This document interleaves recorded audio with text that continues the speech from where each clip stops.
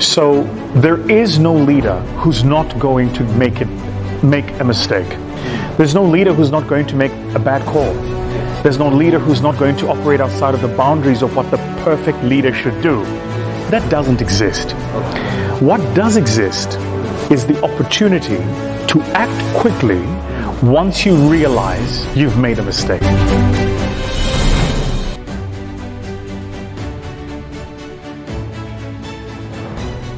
Welcome to Managers TV show program, and today we are going to have a special guest, Mr. Vusi Thembekwayo. Mr. Vusi Thembekwayo actually is one of the lead entrepreneur in Africa, investor, and also author of 2 books, and also one of the global speaker in Africa. So I want to take this opportunity to welcome our guest. Welcome, Mr. Vusi Thembekwayo. Thank you, sir. Thank you for having me here. Yes, it Good. has been a long journey from South Africa to Tanzania. Indeed, but we're here now. Yes. How is Tanzania? Yeah, good. I love it. I like this country. It's not my first time. I always enjoy being here. Okay. You're welcome.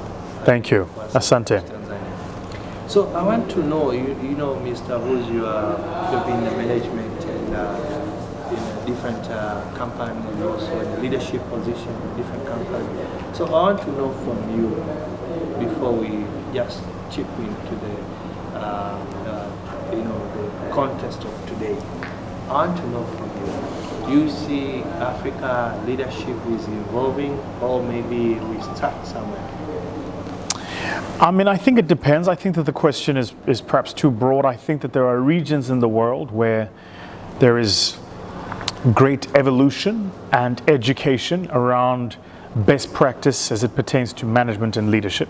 Yes. So I think that that's one element of it, but I also do think that there are certain sectors in different countries, or certain countries where they're stuck in a time and they're not moving as fast as perhaps they could move.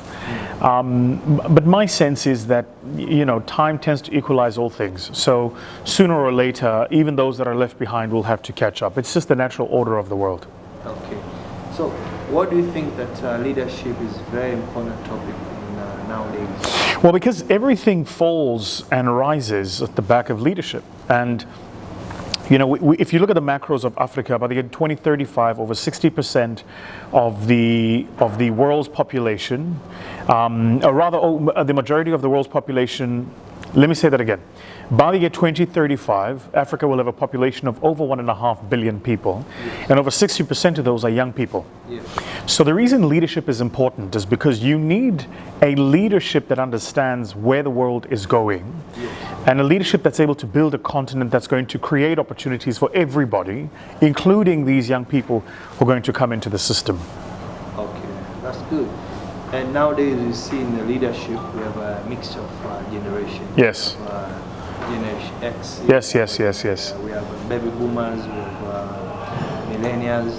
So how can a leader meet the needs of this generation nowadays in our office? I mean, I think that that's a really complex question. In today's world of the gig economy, of the nomadic worker and people who are working all over the world, and countries that are offering visas for you to work from their country, I think that the challenge of attracting top talent is a real one.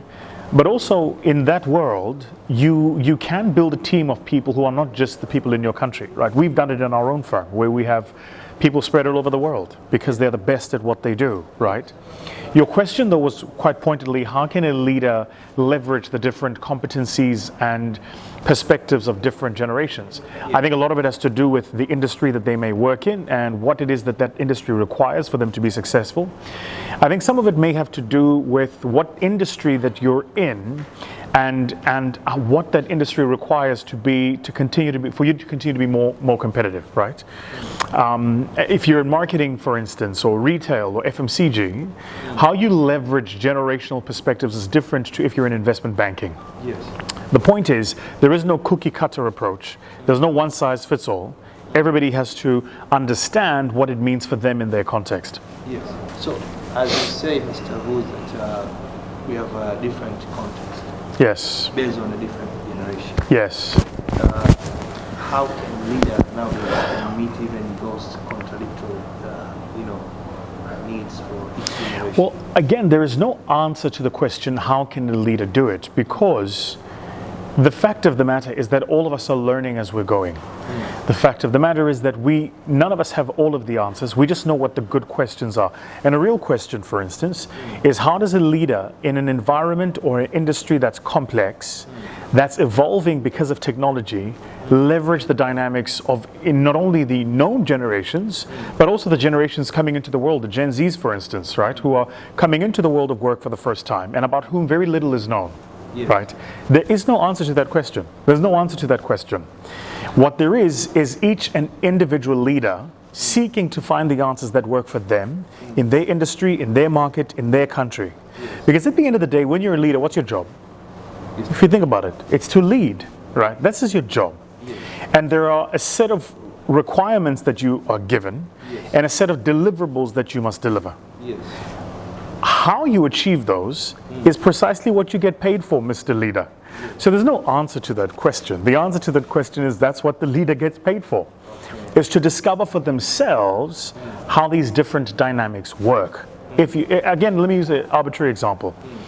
If you're working if you're a middle management position in a large multinational that operates data centers in Asia Pacific, your job is very different as a leader in terms of leveraging generational competencies to somebody who runs a Wall Street investment bank that's 100 years old. Both of you require these new talents and leaders, but you require them for very different reasons, for different outcomes, and so you're going to leverage them differently. So there's no answer to this question. I think it's about the leaders themselves looking to understand what they can do. That's perfect. You know, nowadays there is issue of disengaged employees. Yes. And disengaged employees nowadays costing company billions of dollars annually. And what is your advice actually for disengaged employees, and how can company engage their employees so that they can avoid this unnecessary cost? Well, the way I look at it is that there are instances. So first, I think we have to really look at the social contract, or what we call the psychological contract in the world of work, that the employees have an expectation of the organization, and the organization have an expectation of the employees. And the question should be, are these expectations the same? And do both parties in the conversation understand what those expectations are? And do they bring the best selves to deliver on these expectations? So the answer to your question is this. In the instance where there may be disengaged employees, my recommendation would be that both the employees in that context and the employers in that context should rethink the contract they have. And this is not the contract of employment. This is the psychological contract. It's the contract about what it is the employees expect and about what it is the employers expect, and have a real conversation about where are both of the parties as it pertains to this contract. The reason generally people get disengaged is just because they feel like their end of the bargain is not being met. Yeah.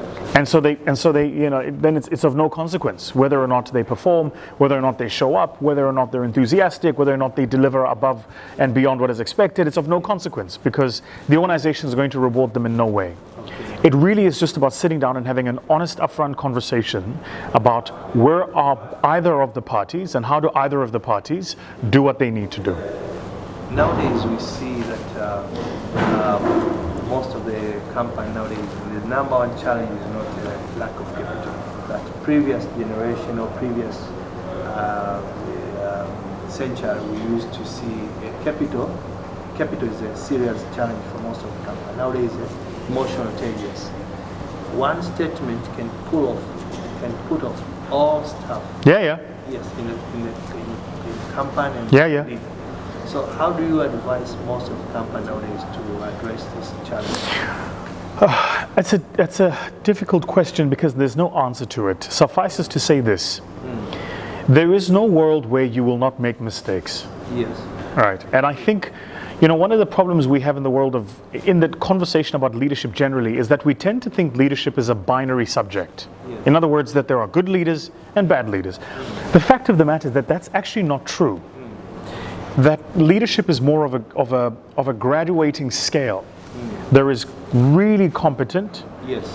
and those that need to be developed. Yes. But most leaders are somewhere in the middle, Yes. right? So this idea that there is the perfect leader and great organizations are only run by perfect leaders is just not true. Most people are somewhere in the middle with development areas and work that they need to do to become better.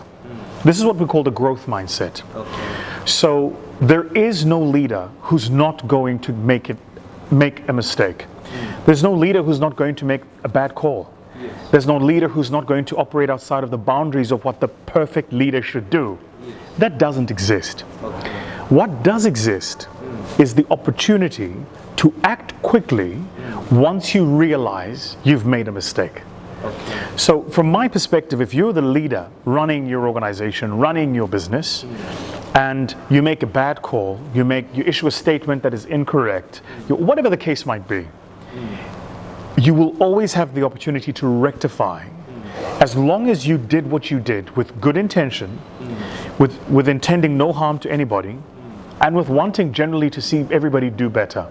There will always be an opportunity to rectify. So I don't believe that aiming for something to be perfect is the thing to do. Yes. I think rather it's about saying once you've made the error, what do you do? And again, to repeat, first identify that you've made the error. Second, acknowledge that you've made the error. And third, seek to correct it very quickly. Okay. Most of professionals in Africa rely actually on accreditation from Western. Yeah. Like Yes. CA and other. And but nowadays there's a rise of African accreditation, and it's the face of the corporate is look like the Western one is more competent, is more superior than the local one. What is your advice on this? Well, I mean, I think that at the end of the day, an accreditation standard is only as good as its pedigree. And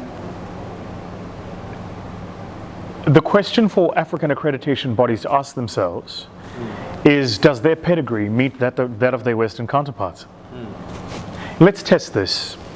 Let's imagine you and I came up with an African accreditation standard for a master's level program in something to do with IT.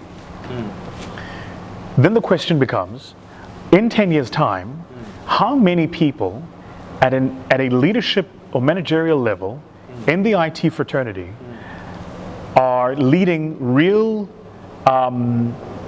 balance sheets and making real decisions and driving real influence who carry that accreditation? If the answer is a lot, that's the pedigree. If the answer is none, that's the pedigree too. So I think for me, when it gets to this conversation about standardization, accreditation, we have a lot of work to do as the continent to build up the pedigree of what the rest of the world has done. Now, there are many phenomenal institutions out there that are doing it. I think, for instance, about the African Leadership University, and there are several others that are doing this. And this is good, but we have some way to go still. We have some way to go. Yeah. What is the competence or skills for aspiring manager, those who want to become a manager? Are you going to advise them maybe if they want to stand a chance to be promoted in the management level, they need to have? What is the skills or competence? Well, at the end of the day, you have to remember the difference between a manager in many instances is the captain of the team. Yes. If you were to think about it from a sporting analogy. And the captain of the team recognizes that he doesn't play every single role on the field of play. Yes. He also recognizes that he can't play every single role on the field of play. He recognizes too, he or she recognizes, that there are other members of the team who will play a particular role better than he can ever play it. I might be the captain of the team and I play defender. It doesn't mean I will ever be as good a striker as the strikers are. So then what is my role as the captain of the team? First is to ensure that everybody is clear on direction. So when you're a manager, your job is, are your people clear on direction? Where are you going? Second is to ensure that everybody is clear on mission. Are you clear on why we're going there? Third is to make sure that everybody has the equipment they require to perform. So are your people capable, trained, skilled? And where you identify that there are areas of development, are you plugging into those areas of development and upskilling your people?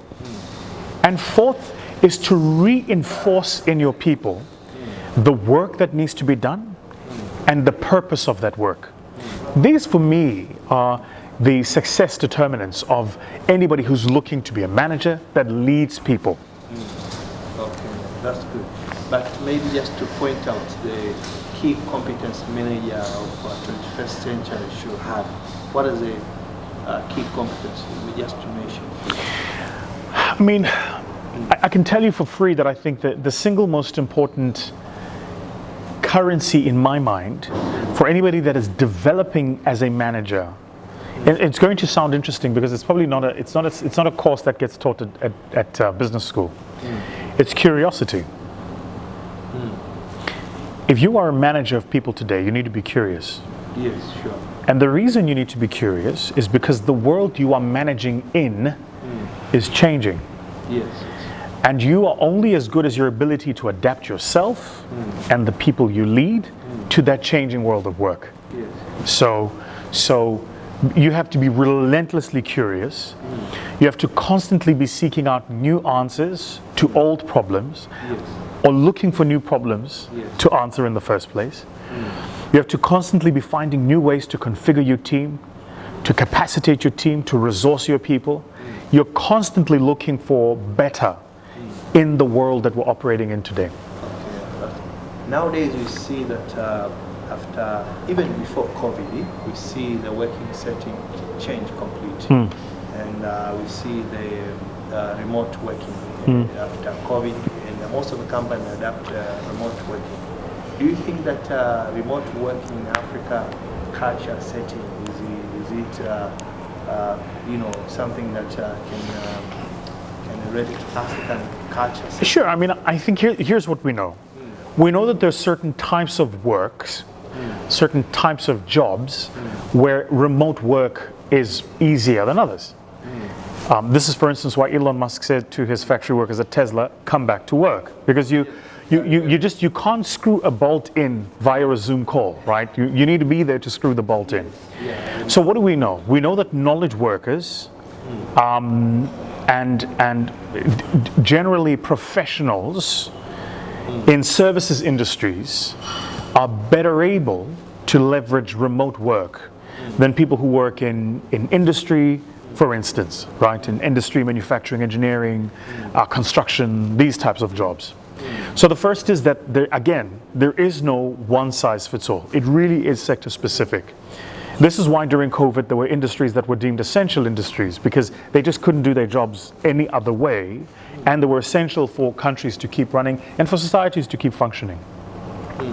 Your question though was, do I believe that Africa is ready for this wave of remote work? Yes. Well, the fact of the matter is that Africa has been ready, and Africa is already leveraging it. It's happening all over the continent right now as we speak. It's very well entrenched in creative industries, designers, graphic designers, web developers, IT professionals, very well entrenched in that industry. People climb into a team viewer and they on your machine and are helping you with whatever technical issue you've got. So it's entrenched from that perspective. And I expect that it will continue. Right?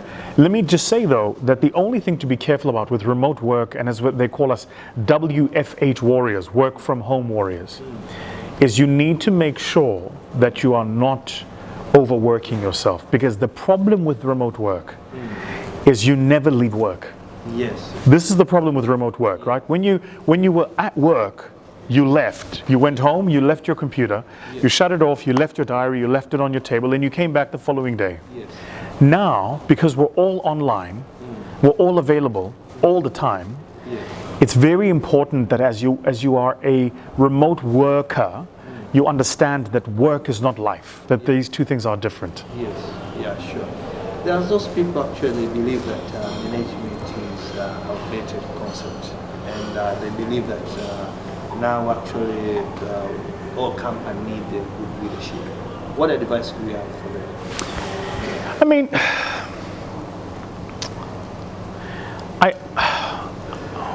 I have none. I don't know that. Maybe let me answer your question this way. There are some questions to which the answer doesn't yield a return. Yes.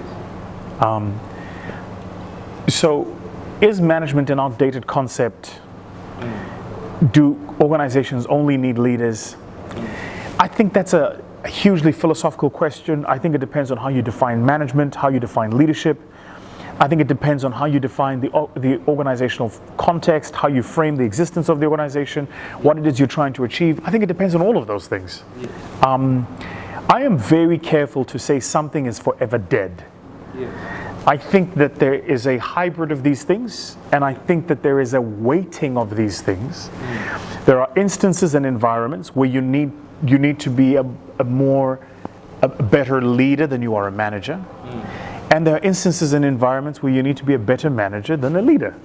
Right? I'll give you an example.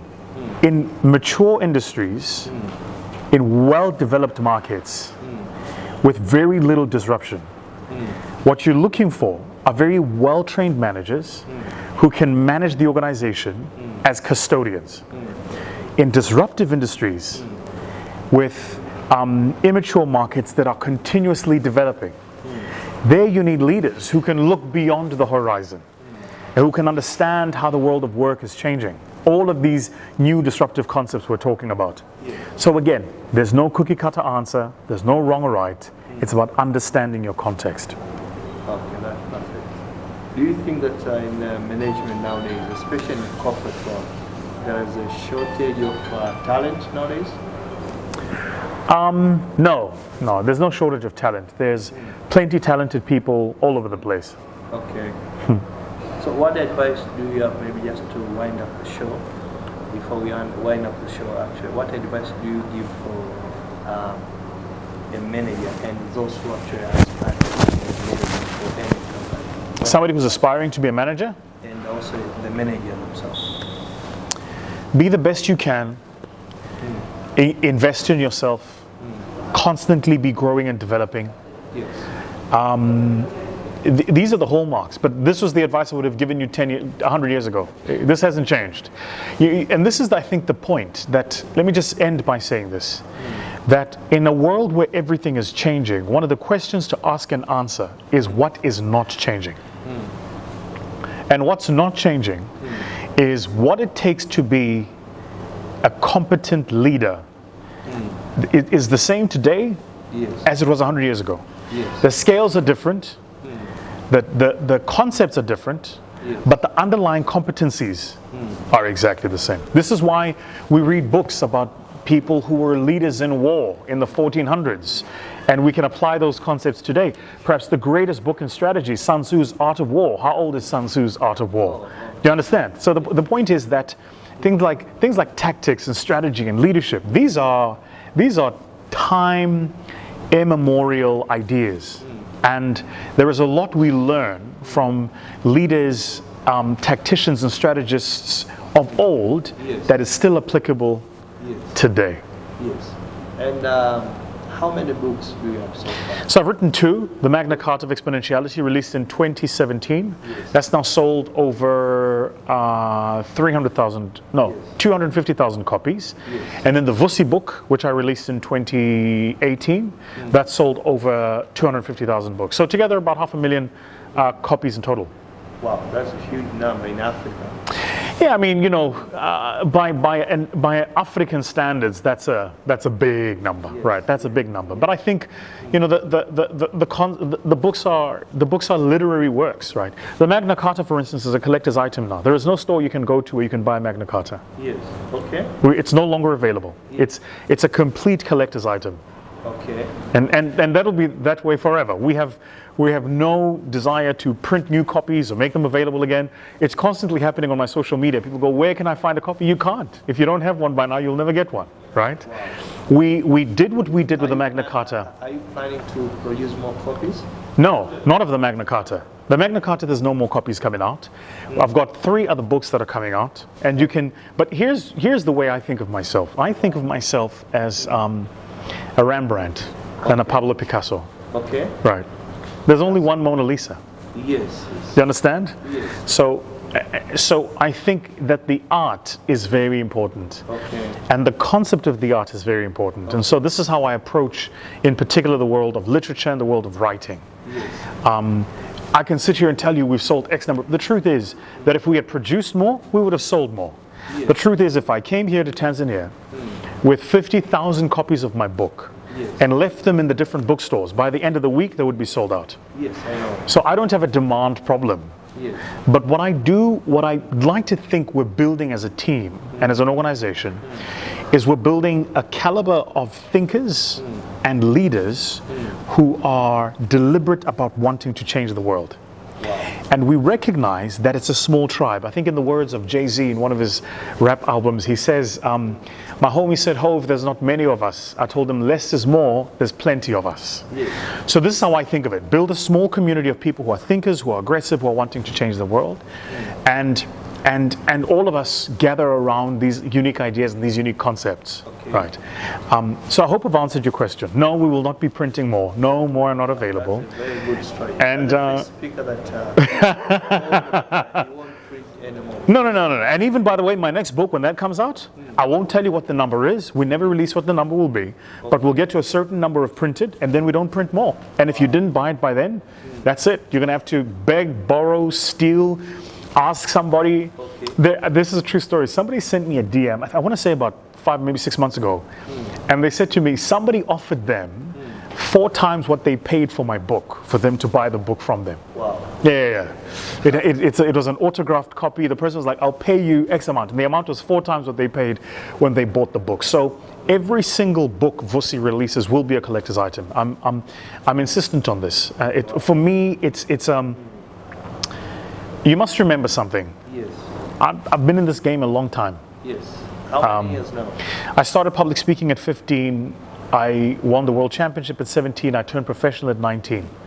So I'm 37 now, which means I've been speaking for 37. I've been speaking for 20 years, 18 of those years as a professional. And yet I only wrote my first book 5 years ago. I waited 15 years before I wrote a book. Wow. And it's not because there was no demand for me to write a book.